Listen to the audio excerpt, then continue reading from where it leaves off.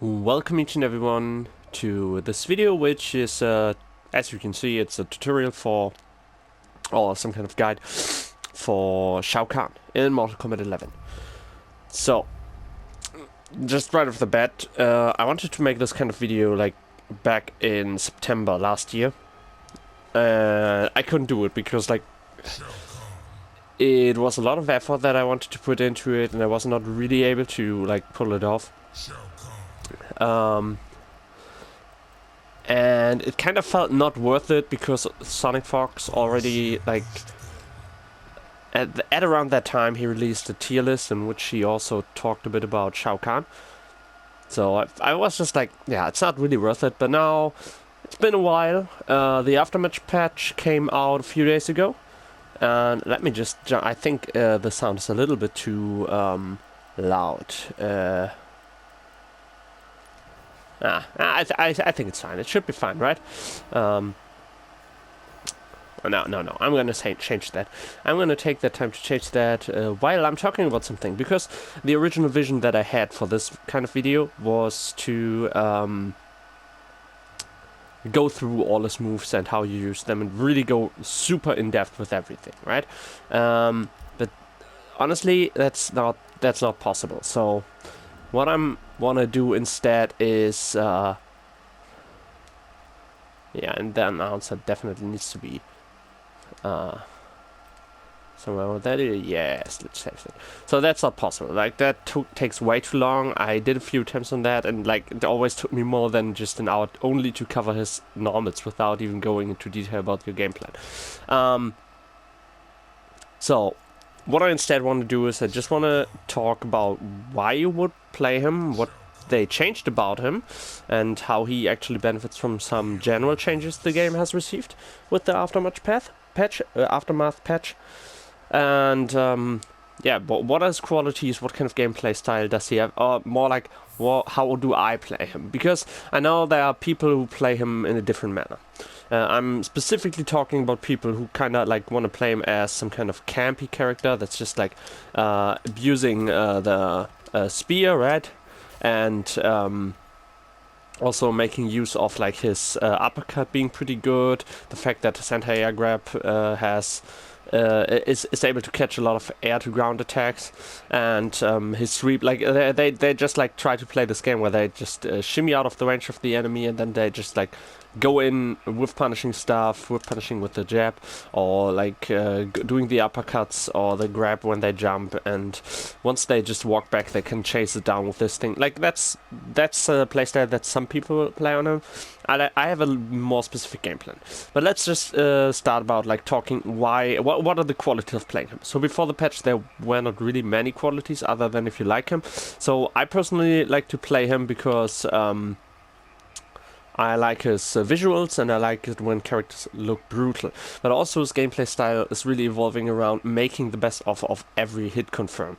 So, and that's something that definitely is the case with Shao Kahn. Like, every real hit confirm that you get will, like, it not only looks brutal, but it also, like, it's also, like, every hit confirm that you get will result in something huge, right?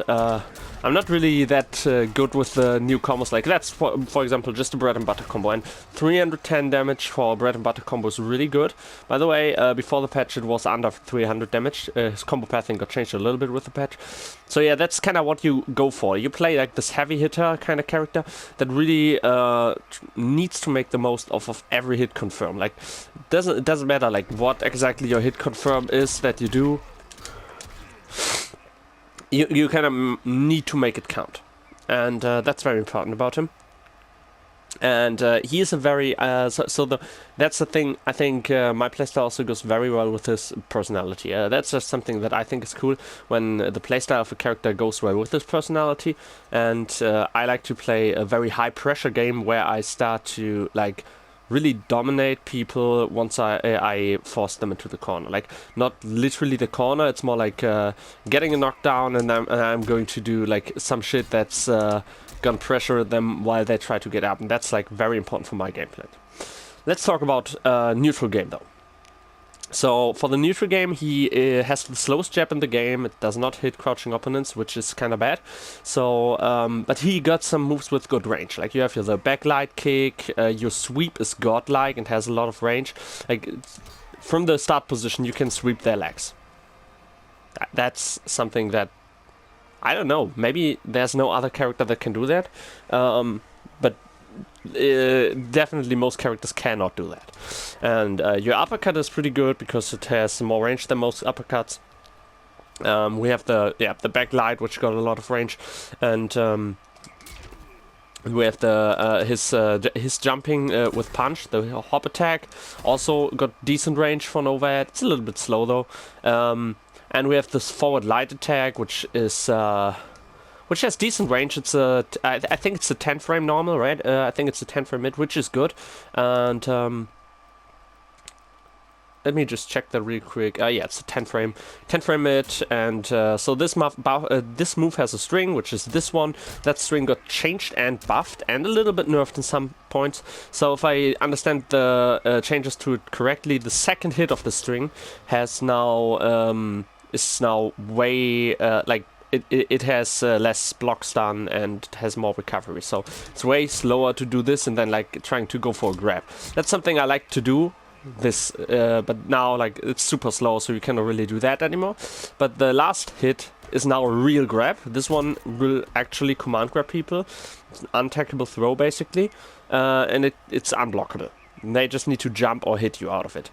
Before it was just a hit grab. That means it just behaves like a normal hit, like this thing, for example. This is a normal hit, but when you really hit someone, you get the sequence off of that. And that was similar with that last hit.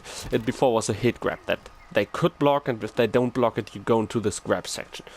It being a command grab is cool because you have more more mix-up options. The last thing that's really important about the string, what got buffed, is now it is special cancelable, so I can now go for something like that. Like, which is super good.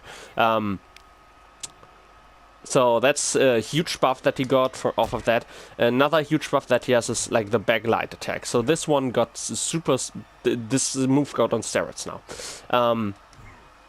While before it was 1 frame slow, as it was 1 frame slow in startup, it had 1 active frame less, and it has a ton more recovery now. Also, the damage got buffed, and the damage scaling is better for him now. So before it was like this now does 70 damage. Before it was 50 damage, and now if I, for example, just go for a move afterwards, like just this. So now I did like 158 damage. So you would assume before, because it did 20 damage less, I would go like 138 damage, right? No, that was not how it was. The combo scaling got buffed, so before, just this little not complete combo that I just did would do even less damage. Would be like somewhere around 110 damage, because the combo scaling got buffed. So this move now is a monster. It comes out faster, it has way more recovery. Because it has more recovery, there are new combo routes. Before, the only thing you could do off that is you do the shoulder bash, like this one. That was the only thing you could do off of that. Now you can, if you're close to them while you do it, you can like go something like that. By the way, you can also like I'm just like having some muscle memory that's not happening right now. Like that, something like that, right? That didn't work, but because I whiffed it. But you can do other combo extension, like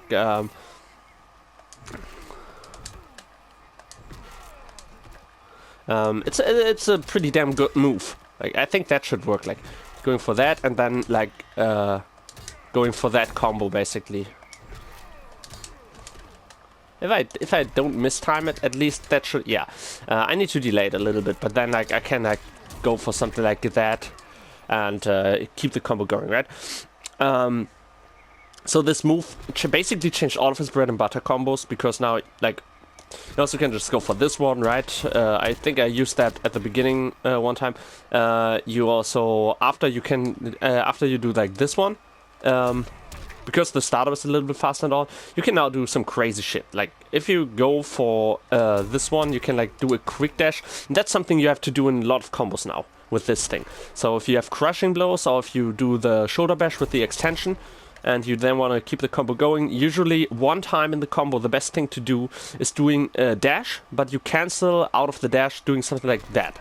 You dash forward and do this, but like you can cancel it at different times. You can do it like halfway through the dash or at the end of the dash. If you do it at the end of the dash, you go further in front. And I'm just going to show you what difference that makes. You need to cancel it a little bit earlier, otherwise you whiff. I'm now going to do it the correct way, right? You do it like that, and then that. That's how you do it. There was a little dash that I did, and then I canceled it into the backlight. That's something very important for his new bread and butter combos. If you do it too late, it looks like this. Oh wait, that absolutely worked. Yeah, that's it. That's it. If you do the dash full, if you don't cancel it early enough, you will like go under them. That's something that can happen. So you have to practice that timing. That's one thing. Execution-wise, Shao Kahn got a little bit harder with the patch, but you still can do the same stuff you did before, because like before his bread and butter combos were super easy. Like they looked kind of cool. Like that is one of his bread and butter combos before, and the thing is, you can still go for that and still do good damage and all, but now you can do even more by doing this little trick, which is harder. So now it is like you can put more effort into your stuff, and you get reward for it. So now the optimal plays are harder than the optimal plays were before, because the optimal plays before, like they are still there. They are just like the low effort plays now. They are not optimal anymore. So just talking about his Nutriyum is kind of lackluster, because his jab is slower than every other jab in the game, and generally most of his moves are kind of slow, and a lot of his things are punishable. So basically you have to play it very calm, and you have to, like a lot of Shao Kahn play do that, and that's why the people think like he's very campy, and he can be, because he kind of tries to wait for his opponent to make mistakes. But one thing I can tell you, and that's something that is very important for Shao Kahn's game plan. I think the biggest mistake that people do against Shao Kahn is when they get afraid to press buttons. And that is something you need to do. You need to make them afraid to press buttons. So what you want to do is, in the neutral game, you want to constantly pressure them with those lows. You can even dodge projectiles with that, which is super good. You just want to make them afraid to do shit, right? And once they're afraid to do shit, you can hit them with the stuff that shouldn't hit them in the first place. But because they're afraid to press buttons, you can get them with the kick, for example, with that kick. And once you make someone so afraid to press buttons that you can just in the neutral game do this, and they don't hit you out of it, but they just take it. Like even if they block it, yeah, then they are in for big trouble. This is a frame trap. If they block it, you are in the advantage. If they block it, they are fucked, basically. So basically what you want to do is, this is the range you want to operate on when you play Shao Kahn, because you have more range. But in the close combat scenarios, other characters will beat you because they are faster, right? Now I want to talk about some moves that you don't really want and that are kind of useless. Let's look at first at this string, right? Yeah, this string is an interesting one, for example. So this string has not a lot of uses. You will see a lot of times like Shao Kahn players do this and then like cancel into stuff like they just go for something simple, or they go for a fancy combo by doing like, oh man, I'm just messing this up so much, right? Yeah. For example, like, okay, now I did the old combo, now there's a stronger combo that I can do off of that. Now you would say like, why is that string useless then? And I tell you why. You can cancel your jab also into your medium, and into your heavy kick, which is this one. And that string is just infinitely better, except for one case. So this string, both hits are special cancelable, right? And these also are both special cancelable. So the first two hits are basically the same, but the second hit of this string has more hit stun and more block stun. So it's just better. And they both hit mid. So yeah, like the only difference is this one enables cooler corner combos, because you can combo into that and then like keep the combo from there. You cannot do that with this. This one drops the combo. And yeah, that's the biggest difference. Here you can go for this one as the last hit, right? And that is really good in one case. So usually you always want to go for special cancels there. Like you wanna go for this thing if you just want to end the this thing you want to do if you just want to end the combo, and you can like go for this if you want to do some extended combo shit, right? This one, damage-wise it's okay, but it places you in a really bad spot, because look, the guy is very far away, and Shao Kahn, even though like you don't want to be right in their face usually, in neutral game scenarios, you reset the neutral game right here, and they get out of it. If you end the combo with this one, you're on top of them, and you have the pressure, like, you can pressure them when they get up, and then you have the upper hand. You don't want to have those scenarios where they wake up, where you push them away so far that it resets to neutral. Once you get a hit confirm, that's very important with Shao Kahn. Don't get back to neutral, try to dominate from there. Try to keep the pressure going, don't let them have the neutral game back, because Shao Kahn loses the neutral game in general. That's why you have to make every hit count, right? And the next thing is, like, this string has one good thing. If you hit 3 of these spears, oh man, I'm so bad right now. Like, I changed something in the settings that, and I'm not really used to it yet. Anyways, so if you had 3 of those, you have a crushing blow here. And then the damage is so much better that it's worth it. Then it's worth it to go for this one.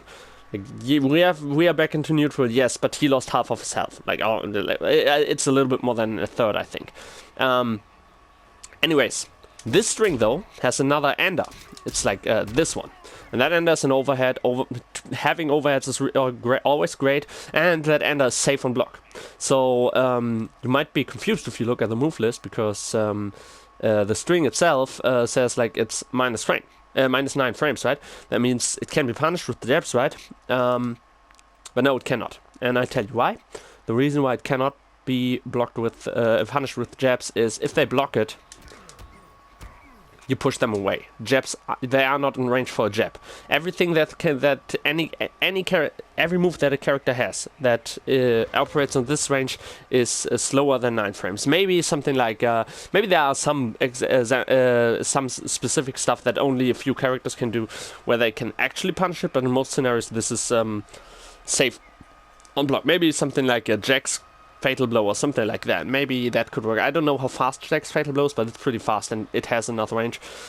But usually it's safe on block. Like, having that string is really good. You have just the option to go for a safe overhead. Why not go for it? But I think, and then I'm just gonna check that really quick. So if I put him on record and do the same string, right? Yeah, you can flawless block it. So while when your enemy blocks it, that is safe, yes, they can flawless block the thing mid-string, so don't get predictable with it. And that's very important for Shao Kahn in general. And that's the thing. His offense is very unsafe. A lot of his strings are unsafe, and I talk more about that. So, yeah. It's, you need to mix it. If your enemy gets a grasp on what you want to do, like, you already lost, basically. So next useless move, standing light kick. Why is that useless, you might ask? Well, you have the standing heavy kick. The standing heavy kick, if we compare these, right? And both are, wait, we have the standing light kick, it has 13 frames startup. The standing heavy kick, also 13 frames, same frames, right? How much damage do we have? 7 and 5. So right off the bat, this one does more damage. The same startup, this one has more damage. Both hit high, so both can be ducked. That's a weakness both share. But this one can be, like, there's no string you can do with this one. So you just have more damage, and you can string this one. And the string is amazing, because, well, both are special cancelable, so you can go, like, for something like that. And it can hit, or, like, just very simple this. This is my standard combo ender that you want to do. So this move generally is really good for combo extensions, because it is only one hit that does not add a lot of combo scaling. So you kind of just want to go for that a lot of times. So the next thing that is really good, the second hit of this string. This is a string that you have. The second hit is a mid, and it's a frame trap. What that means, I can explain to you. So the string, it has 6 frames block advantage. That means the fastest attacks in the game are 7 frames fast. So if we have 6 frames of advantage, we can basically say, take 7 frames, that's the fastest attack in the game, right? And add 5. Add our block advantage -1. And then we get, like it's 7, so it's 12, right? That means every move that is 12 frames or faster in startup will catch every button that the enemy can press. If he blocks that, I can do everything within 12 frames or lower. And he has to take it. He has to block it. This is a 10 frame mid. If they block this one is the safe option. If they press anything, I get them. And this one hurts. Now that it's special cancelable, it hurts big time. And that's why this one is useless. The move itself isn't that bad, but like this move provides everything this one has, but more. So always go for this one. Never just press the standing light kick, right? Next and last absolutely useless thing is, look at this string. The last hit of the string is useless. The first 2 hits, pretty good. First hit is very dangerous. It can be ducked, and if it's ducked, they even can like. I'm just gonna show that off real quick. So if they do that, right, you can duck it and you can punish it with an uppercut, and that's even there's even a crushing blow that you can get off that, right? So yeah, it's super dangerous. It's the same thing. Don't get predictable with it. But the range is good, and the combos that you get off that are really good. You get a lot of damage. You get 300 damage plus on every bread and butter, and it's special cancelable, so you get real bread and butters there, right? And so the damage is really good. The range is good. You sometimes can do it for whiff punishing or for like chasing someone down if they want to backdash, or even for some super interesting stuff like if you grab, right? So this is interesting. Now, this range seems kind of bad for us, right? I told earlier we want to be a little bit closer. This resets to neutral, but it doesn't really reset to neutral. And the same is with the front throw. I'll tell you why. They're on the ground. We have a little bit of time here. We have a moment of time that we can use, and we can use that moment of time. Doesn't matter if we do the back throw or the front throw. We can use that moment of time for a little dash cancel into this one, and then we're in there again. Yes, when you get predicted with that, they can duck it, they can punish it. Obviously they can. But if you don't get predictable with your shit, you can catch people with that. And a lot of people will think in the moment that you grab them and they get placed on almost full screen, they will feel safe to walk. They will feel safe to press some button. Maybe they feel comfortable throwing a projectile. If they do any of that, if they walk, if they jump, if they press a button, that shit gets them, right?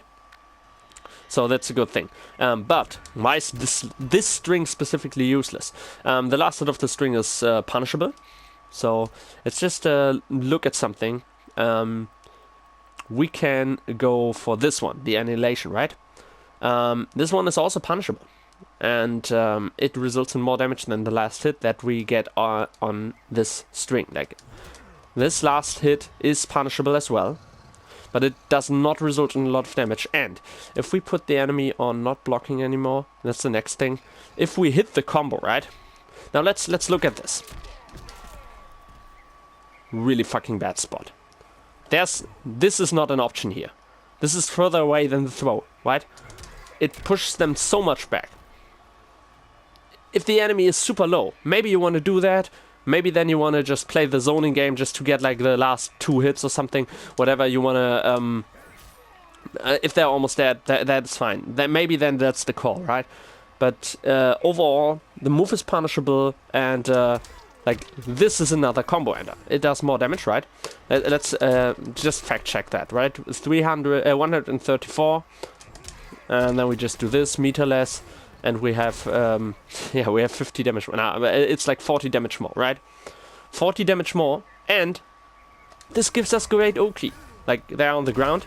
We can play around that. Like, we can, if we get them with this is always really good. We can always pressure them with the quick dash with this, like the quick dash into the 10 frame mid, right?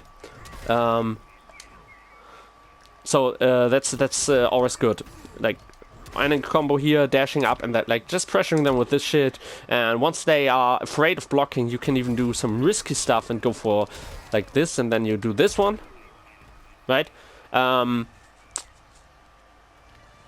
I tell you why that is good as well.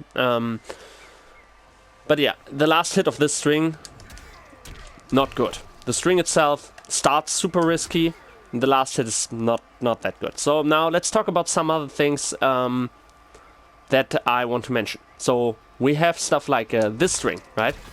I like this string a lot, and you can get a lot of people with this. There's an overhead that's great, but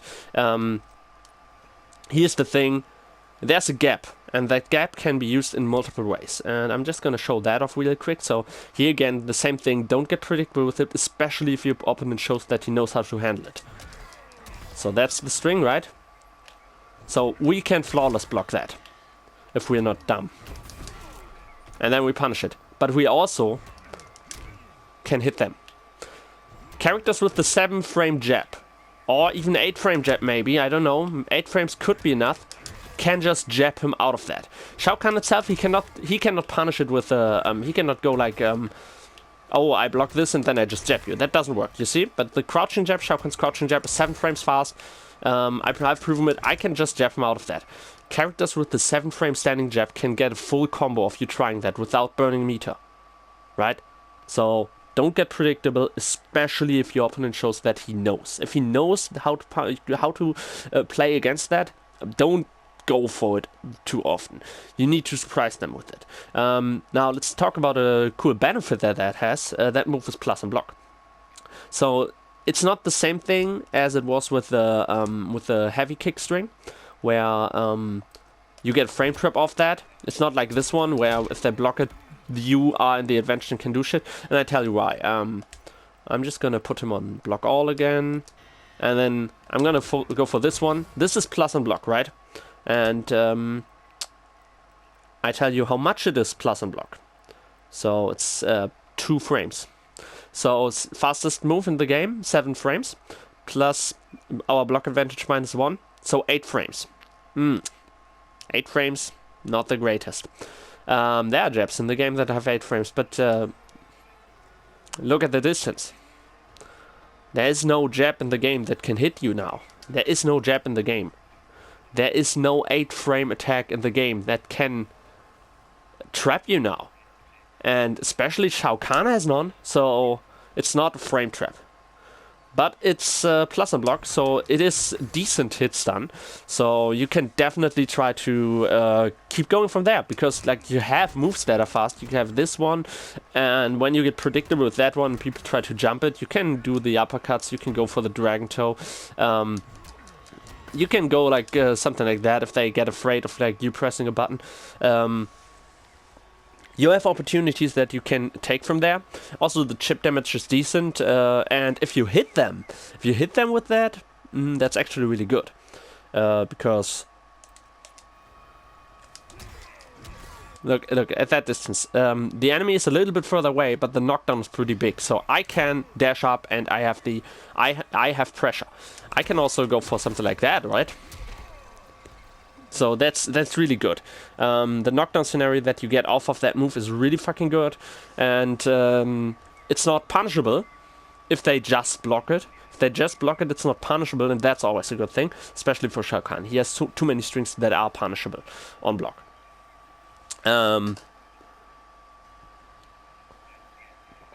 So here I just want to mention a little thing. I talked about that earlier. That Shao Kahn needs to make every hit count, right? And so breakaway was something that sucked for Shao Kahn, like this mechanic where you cannot make your hit count, you know? That really was super bad for him, especially because he's a character that usually does not get that many opportunities. And so taking away just even one advantageous situation that you get from a hit confirm sometimes just takes away all your momentum. So they added something, because before it was like, I can, let me just go into the practice options and set up my health to 1% here. So I was able to like hit them with fatal blows, right? You can hit them while they break away with fatal blows. That was always the thing.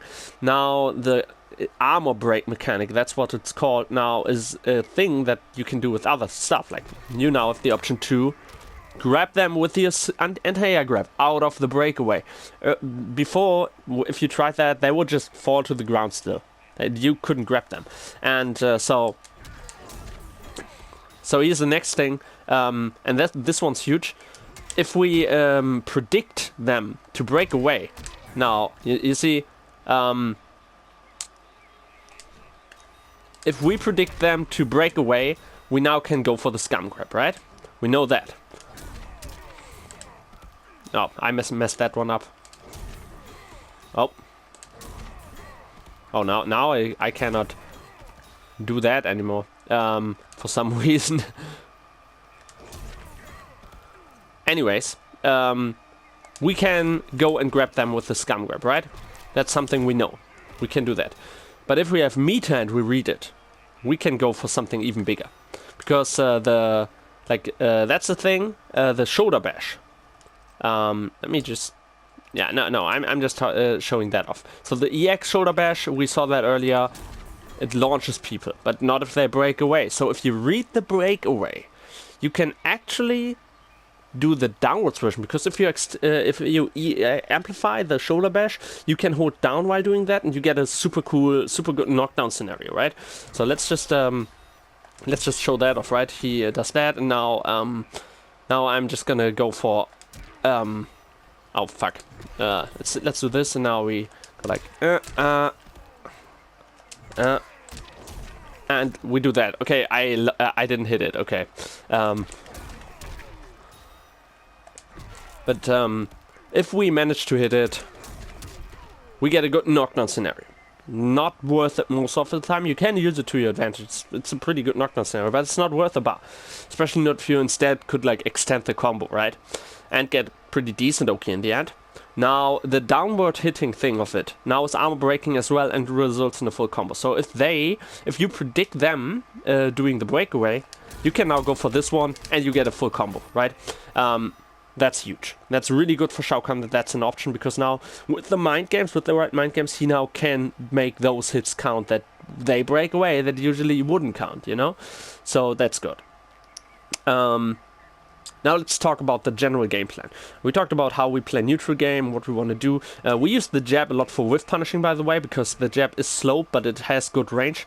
And that's something that you have to get used to when playing Shao Kahn, whiff punishing people, not only with the jab, but also with the sweep, with the Dragon Toe. Dragon Toe is a great tool for whiff punishing because of its great range, especially because it's got a little bit faster and the reward is bigger now. And so... Let me just put that off real quick. Okay, so now we talked about how to play neutral game, right? If we're in the zoning game, I just want to talk about that real quick. Shao Kahn has only one projectile. He's not a good zoner. He is able to zone out some characters, and he can get something done in the zoning game, but mostly his job is to be able to cut the zoning game and get into close combat again. And I tell you how he does that. He has basically two tools that he uses on this range. He has the spear, right? We saw that already. And we have the hammer launch. The hammer launch is a quarter circle backwards, and then you do heavy kick. And you can do that on different ranges. If you just do it normally, it's going like that. And you can hold forward to get more distance, or you can hold backward to get less distance. Obviously, when you're at full screen, we want to do the full range thing. You can jump over projectiles with it, but the timing needs to be really good. It's really hard to do it, especially with some of the projectiles that are a little bit bigger. And there are some that you cannot jump on specific ranges, like Johnny Cage's angled projectiles and stuff like that. So it gets really hard to just jump over stuff. But what you have, and that's amazing, the spear not only wins trades with other projectiles, because with most projectiles, because it does roughly 10 damage more than most projectiles. You also get longer hard knockdown. You get a hard knockdown, and it's even extended a little bit. It's a longer knockdown when you hit the enemy on high range. And this is a scenario where the knockdown is pretty long. So what you want to do most of the time. So if they use projectiles on the ground, that's easy. You can jump them with that on reaction. I don't want to just now switch to another character that can do all those projectile stuff just to show that off. But like grounded projectiles, for example, Garas has also his like long range, low hitting thing. If you expect him to do that, that's not really on reaction, but you can like expect it on this range because like that's the only thing Garas can do on that range. And if he doesn't see you doing this, if he doesn't predict it, you get in there, you not necessarily land a hit. He can block on reaction, obviously. Maybe you can even punish it on reaction, but if he tries to do his grounded thing, it's a punish. And then you definitely hit him, right? What you can do is you can trade projectiles. Shao Kahn's projectile is slow as fuck, so it has a very slow startup. Usually what you want to do is you want to dodge a projectile by maybe ducking it or hopping it if it's a low projectile. And then you immediately after start your projectile. And most of the time you have enough time to just throw that thing, right? But the enemy will throw projectiles while you hit each other. But as long as it's not like a Sub-Zero Frostball or something like that, that really like freezes you and you cannot do anything. As long as it's something like that, you'll be able to throw the projectile, you trade, and then you just do and after you hit them, you do the hammer launch, right? You do this and then you just go for that. And it's safe on block. The hammer launch is safe on block, so you can get in there. And if they block it, there's a mind game, because on block you can amplify it to just get some more damage, and the knockdown scenario is also quite nice still. But the important thing is this move, you can do it on block as well, but the extended version is punishable. So, but there's a mind game, right? So if you get in with that and they block it, it's their turn. They can press a button, except for if you amplify it, then they need to hold it, right? And there's a mind game, so that's good. But yeah, that's how I want to get around the zoning game. I duck projectiles or hop low projectiles. I try to find a gap where I can just throw one really fast, and if I trade, that's okay for me, because even if I get hit, I have enough time to hammer launch in there right after it. Excuse me, I'm a little bit under the weather right now. So, now, that's how I personally played the zoning game. That means I want to cut the zoning game short. If your timing is good and you can predict how the enemies throw their projectiles, then you can even just like try to jump over it with the hammer launch. There's an interesting thing. Sub-Zero players have a habit of doing the amplified dash under. And then you're in a full screen scenario and they always just throw a projectile there. And they do it so frequently that I have a very high success rate of just jumping that projectile, because I have that timing so much down, and then I just get the hammer launch in and punish the projectile with that, which is super good.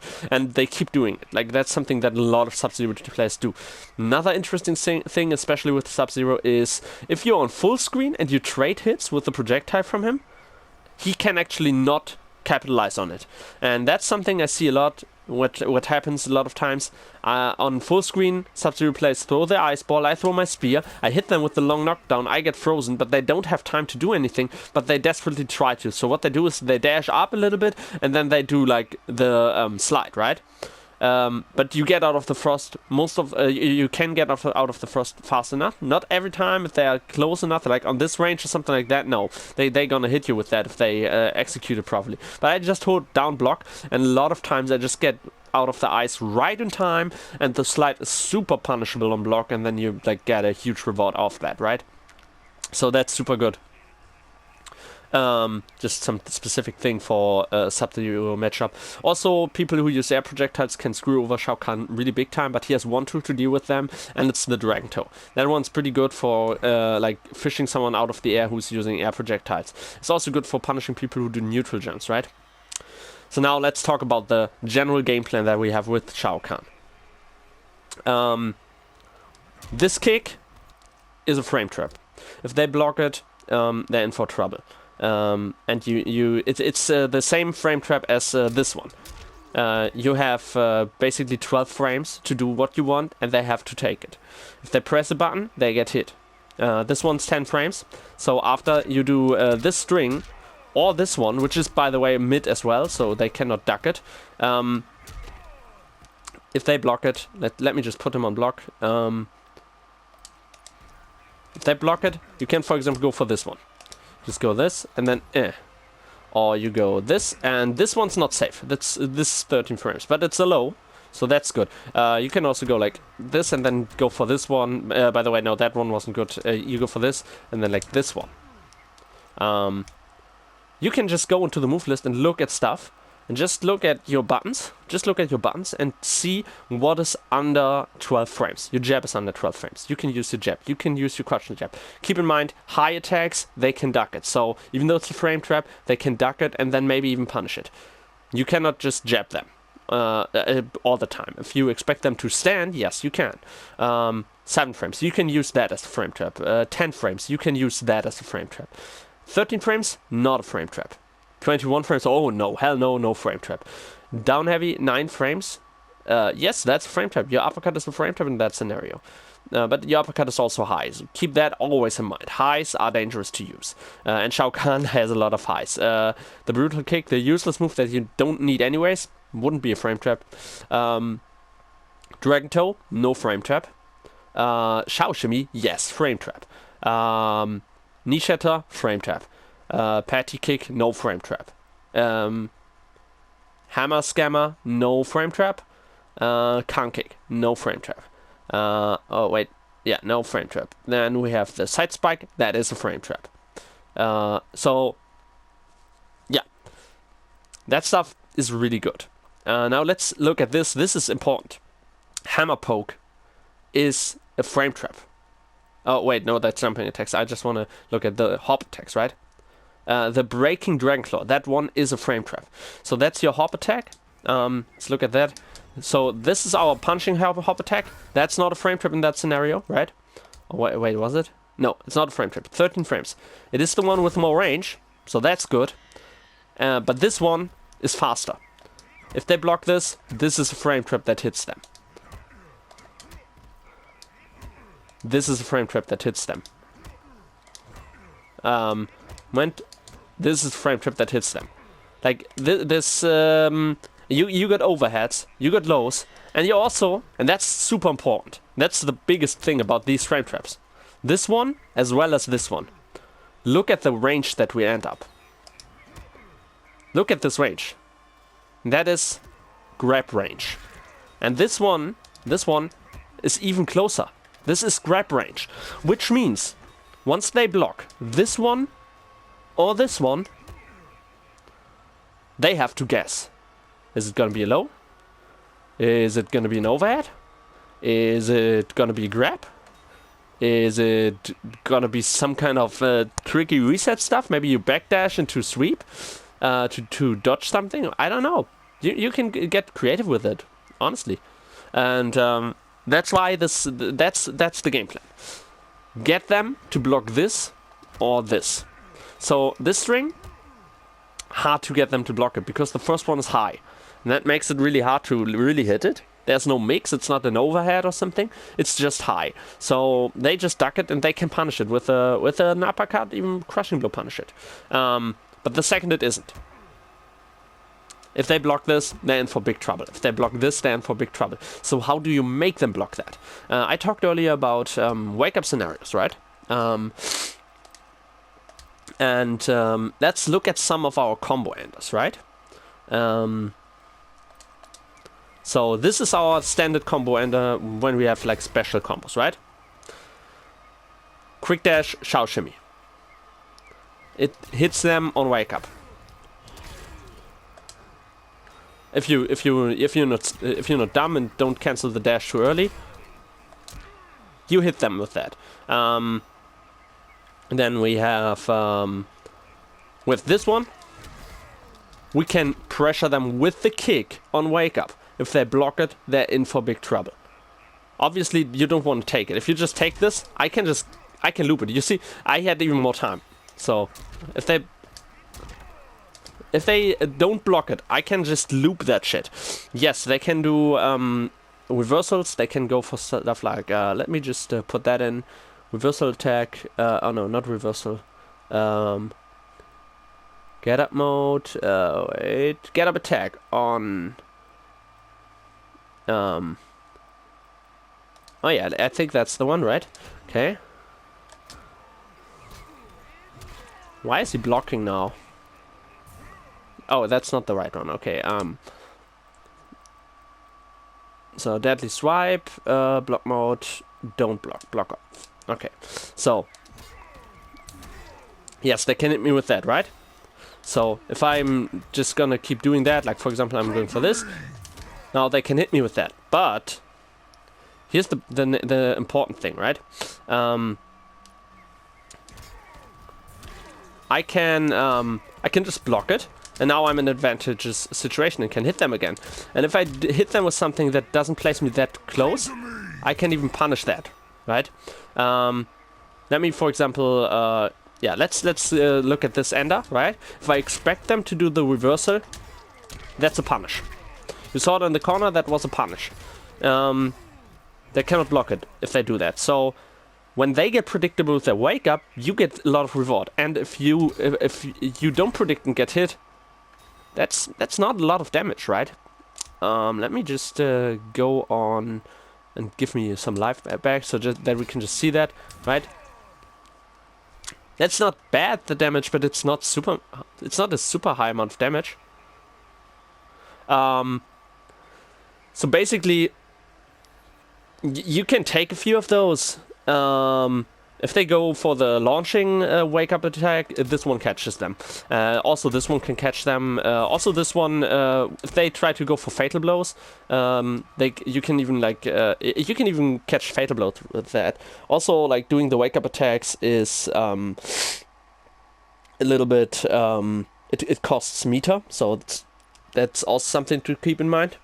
So your overall game plan, what you want to do is you want to hit something. It doesn't matter. You had this one. You get a good situation out of that. And let me just put that thing off again.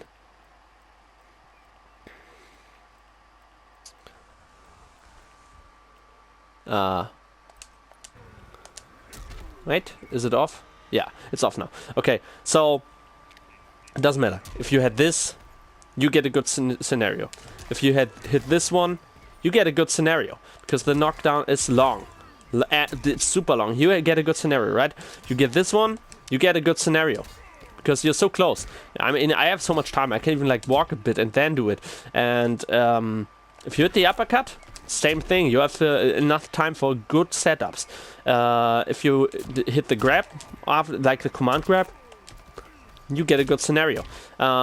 If you hit a normal grab, I already talked about that. There's a thing you can do, like the dash up this one. But even more important, if you get them into the corner at some point, and then you grab them, then the grab gets super nasty. Because here, the grab, it leaves me here. I'm in range for a fucking jab. It's super good. Grabbing the opponent in the corner, as long as you don't throw them out, gives you super great Oki. And that's the thing. Your Oki options are as follows. You have this one, which always is a good one to just make them afraid of pressing buttons. It has a lot of active frames and can catch a lot of buttons that they may try to press when they get up. You have the sweep. You can, like, when you get into scenarios where you get the knockdown, you can also go for a sweep, right? That also pressures them a lot. Depending on the knockdown that you get, you might even be able to do something like that and get the overhead going. If you have the longer knockdowns, which this one provides, which this one provides, which this one not because it pushes the enemy so far away, but the EX version does. You have like this one, all the ones that provide more knockdown, where you can even do this one, super good, because even if they read it and they block it, as long as they don't spend meter to punish you, they can roll out of it. But even rolling, it's not punishable with the roll. What is punishable with the roll though is this one. If you do the full string, like or the two kicks are punishable with the roll. So you might want to just go for one kick there, just to tag them. You do this, and if you expect them to roll at least. If they don't have defensive bar, or you just think they won't roll, you can obviously go for the two kicks or like the grab afterwards. I just want to say with this string in particular, be careful, because if it gets blocked, I'm just gonna show that real quick. There's a way to punish that as well, and that's so Let me just show that. It's not working. There it is. You can flawless block it. After you normal block the first one, you can flawless block it in the string. So if the enemy knows that and you realize that because he does it, don't go for that on block too much. Also, the second hit is very punishable on block. The third hit though is unblockable, so you can mix with that string. Anyways, that is the game plan that you have with Shao Kahn. You go for the frame traps, which are these one and this one. Those are the most important tools you have. And the thing is, every knockdown scenario that you have in normal cases, if you don't go for the stupid stuff, if you don't go for this one, or if you don't go for this one, as long as you don't do that, your knockdown scenarios are always great for you. And they give you the opportunity to tag the enemy with the forward light. They give you the opportunity to hit them with an overhead on wake up. They give you the opportunity to sweep their legs. They give you the opportunity to hit them with that one. And especially like the overhead one, the sweep, and the forward light kick. These condition your opponent and making them afraid to press buttons. And once you reach that point, you have absolute control over them. And you can go in and hit them with this one, hit them with this one. And even if they block it, they're in for trouble. They block it, you can grab them. You can still hit them with the low. You can still hit them with an overhead. It's all a frame trap. They need to guess what's happened next. And once you establish that kind of game, where they are afraid to press buttons and where you are on top of them, oh boy. It's bad times for them. It's a bad time for them. And that is the satisfying part about Shao Kahn. Absolute domination. You don't care if your enemy has more health or not. He's on the ground, you're above him. And that is the point that you wanted. That is the point from which you start to capitalize on fear. And that is why I love Shao Kahn, because that goes super well with his character and his personality.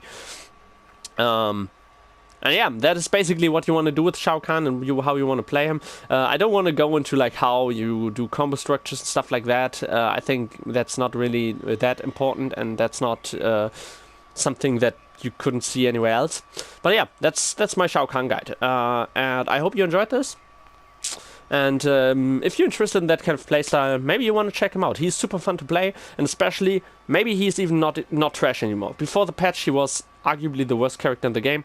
Now the patch is out. He got tremendous buffs. Yeah, he's a good character now. I believe he's good.